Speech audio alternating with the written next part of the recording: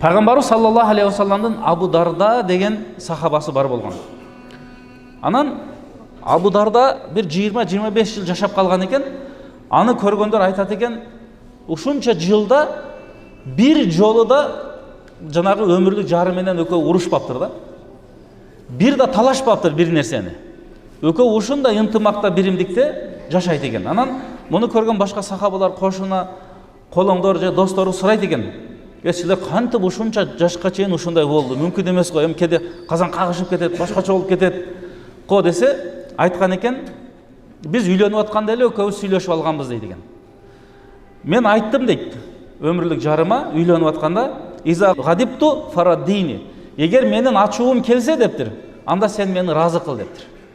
Кандай жол менен болсо дагы ачуумду басып, разы кылганга аракет кыл. Ва ин гадипти, ал эми сенин ачууң келсе, радитик, мен сени разы кылганга аракет кылам дейт. Эми балки өзүлөрүнүн ортосунда механизмдери бардыр. Кандай болгон күндө дагы.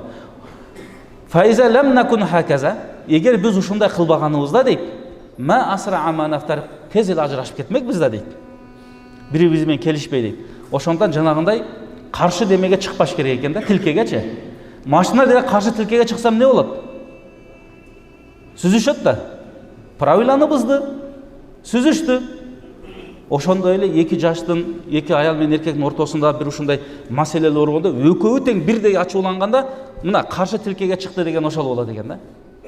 Ошондо бирөөсү ачуусу келгенде экинчиси басып койсо, жакшы сөз менен, жакшы мамиле менен, кээде унчукпай коюу менен, же башка бир нерселерди аткаруу менен, же аялысы ачуусу келгенде эркек ошондой болуп койсо, бир аз төмөн болуп койсо, бул жерде бир эч нерсе эмес.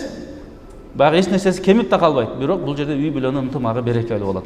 Мына ошол нерсени мына биздин пайгамбарыбыздын тарбиясын көргөн Абу Дарда эмне деп атат? Бизге ушундай жакшы бир насаатын айтып атат. Бул насаатты, бул нерсени мындайча айтканда механизм деп коелу, ар бирибиз колдонгонго муктажбыз азыркы учурда.